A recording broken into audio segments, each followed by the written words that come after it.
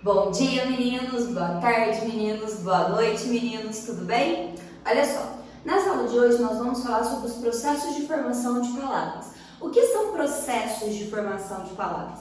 Bom, inicialmente eles são divididos em dois grupos, palavras formadas por derivação e palavras formadas por composição.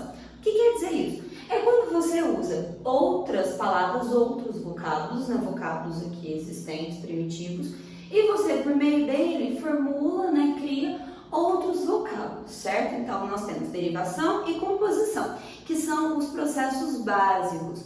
Mas nessa aula, nós também vamos ver um terceiro processo, que são os especiais, ok? Então, nós vamos dividir essa aula em três partes. A primeira parte, que nós vamos estudar agora, é referente ao processo de composição, ok?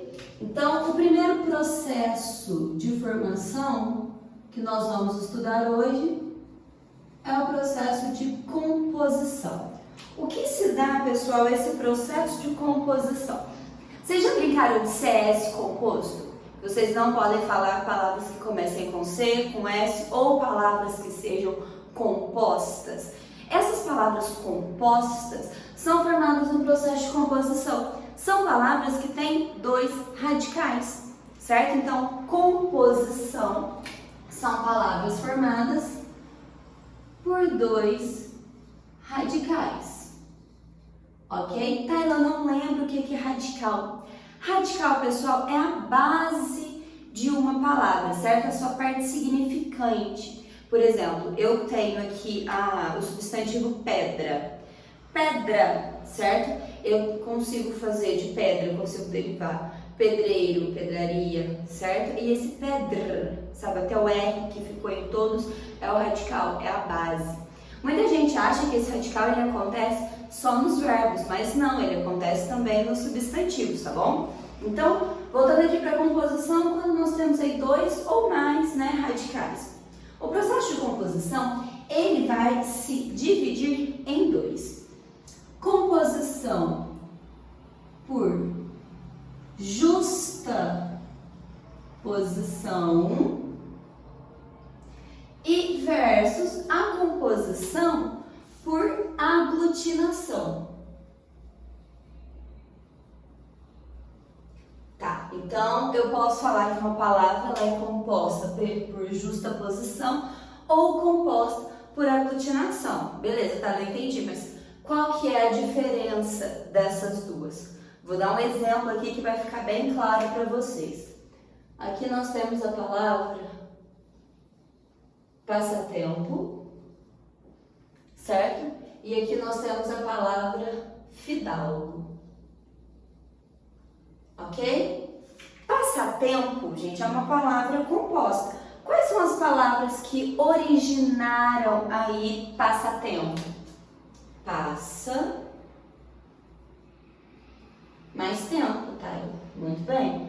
Passa mais tempo. E fidalgo? Filho de algo. Filho de algo. Beleza. Analisem, por favor, esses dois elementos aqui, ó. Passa tempo. Vocês percebem que passa mais tempo virou passatempo? Sim, tá, óbvio, além de estar escrito também, ó, que passa mais tempo, passa tempo, certo? Só que houve perda fonética, algum som, alguma letrinha aí sumiu nesse processo? Não. Quer dizer então o quê? Que composição por justa posição é quando nós juntamos dois radicais, duas palavras primitivas para formar a terceira sem perda fonética. Então, esse processo aqui não há perda fonética. Agora olha esse daqui, gente. Fidalgo. Filho de algo originou a palavra fidalgo. Houve perda fonética, gente?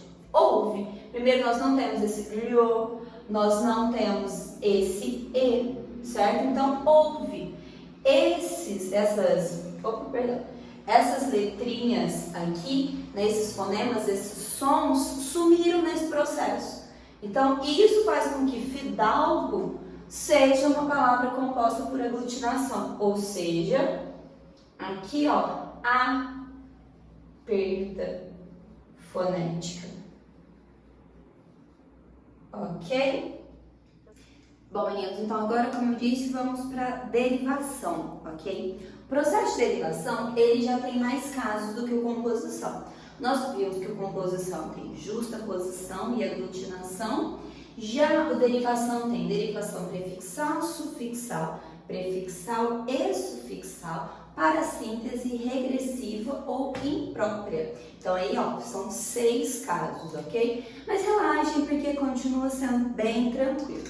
O que é o processo de derivação? O processo de derivação é quando você tem um radical, ok? Então agora nós vamos falar de um radical e a esse radical nós vamos inserir ou vamos tirar, né, afixos, né, prefixo ou sufixo.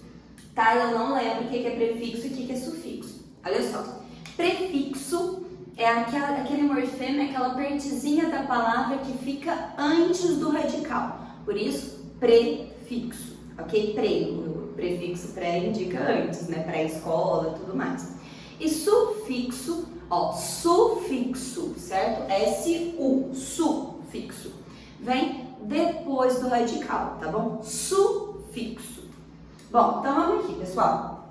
Primeiro processo de derivação prefixal. O que acontece nessa derivação prefixal? É quando você tem um radical e coloca um prefixo no seu radical.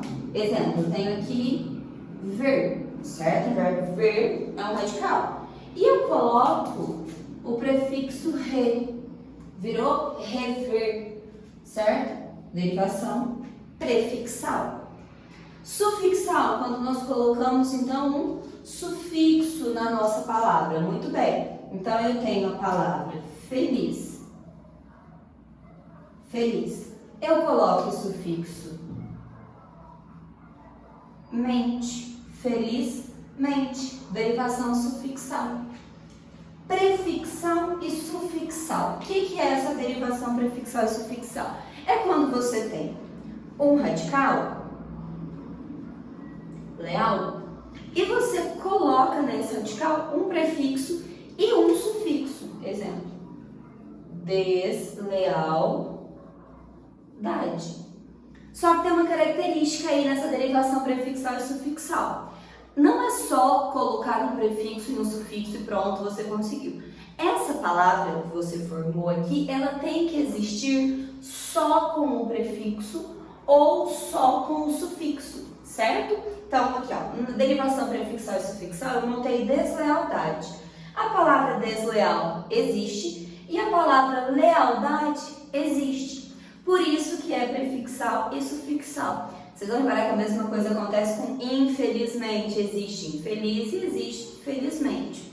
Por que eu estou fixando isso aqui? Que a palavra, para ser derivação prefixal e sufixal, ela tem que existir só com prefixo ou só com sufixo. Porque se ela não existir, ela vai chamar para síntese. Por exemplo, é o caso do entardecer. Descer. No entardecer, o que aconteceu com ele? Nós temos aqui o radical, o tarde, né? Tarde. E não existe, gente, você falar tardecer. O tardecer não existe. Então, nesse caso, você colocou um prefixo, você colocou um sufixo, só que não existe sem o em. Por exemplo, tardecer não existe. Então, por isso, é parasintético ou parassíntese, tá? As duas palavras estão corretas. A regressiva ou deverbal é quando você tem um verbo e desse verbo você deriva um substantivo. Por exemplo, nós temos o verbo perder, certo? Do verbo perder, nós conseguimos formular aí, criar o substantivo perda. Ah, isso aqui é importante, meninos, ó. Perda, ok? A perda foi grande. O carro que teve PT teve perda total, ok? É um substantivo, ok? Então, isso é a regressiva ou deverbal, quando você tem um verbo e desse verbo você deriva um um substantivo. Vamos escrever aqui para não ter perigo de esquecer, ó. Verbo e aqui um substantivo. E a última é a derivação imprópria. O que é a derivação imprópria, meninos? Nós temos palavras na língua portuguesa que pertencem àquelas 10 classes gramaticais que nós já falamos. Por exemplo, se eu coloco para vocês azul. Azul é primordialmente um adjetivo, né? Se eu coloco o céu, é azul, é adjetivo. Agora, se eu falo o azul dos seus olhos chamou minha atenção, eu transformei isso em substantivo. Perceberam? Eu transformei, pode ser um adjetivo ou um substantivo. Isso chama imprópria. Então, a imprópria, ela troca as classes gramaticais. Outro exemplo que nós temos também, eu vou apagar o azul aqui e escrever o exemplo do não. Não é um advérbio. Se eu coloco assim, não pare de estudar. Certo? Não pare de estudar. Esse não aqui, gente, mostra para nós um advérbio. Uma classe gramatical. Tá, eu não lembro o que é advérbio.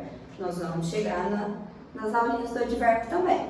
Então, esse não aqui é um advérbio porque ele indica uma circunstância de negação. Agora, se eu coloco assim, ó, o não, nós já temos. O que eu fiz com esse não aqui? Eu transformei em substantivo. Isso é a derivação imprópria, tá bom? Finalizamos as derivações, agora vamos para os casos especiais. Vamos continuando, vamos com os nossos processos especiais agora, tá? O primeiro caso é o de hibridismo. O que é o hibridismo? Quando a palavra é formada com morfemas de origens diferentes, de locais diferentes. Por exemplo, automóvel. Automóvel é formado por auto, que é de derivação grega, e o móvel, que vem do latim. É uma derivação latina, certo? Isso é o hibridismo, então, quando a palavra tem em sua composição morfemas de origens diferentes. Redução ou abreviação é quando você reduz aí uma palavra na hora de falar. Por exemplo, nós temos AP.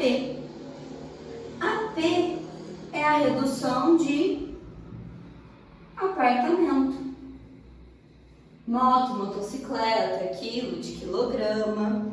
Nós temos também a siglanimização. O que é siglanimização? Você criar sigla para alguma coisa. Normalmente as siglas elas vão pegar as primeiras letras, certo? Quando é uma expressão muito grande, ou sílabas, certo? Por exemplo, nós temos IBGE, Instituto Brasileiro de Geografia e Estatística. A função da sigla, meninos, é fazer com que a leitura fique mais dinâmica, mais rápida, ok? Unicamp, Universidade de Campinas, certo? Isso é uma sigla. Bom, onomatopeia. Onomatopeia também é figura de linguagem, tá? Mas antes ela também encaixa aqui nos processos de formação. O que é onomatopeia? É quando um ser humano tenta imitar um som que não é dele. Então, quando os meus gatos, eles miam. Eles fazem miau. Só que é miau desse jeito mesmo que eu falei? Não é, mas é um som que não é humano. Então, quando eu vou reproduzir esse som que não é humano, eu faço uma onomatopeia. Então, miau. Interessante o miado do gato, né? O barulho que o gato faz.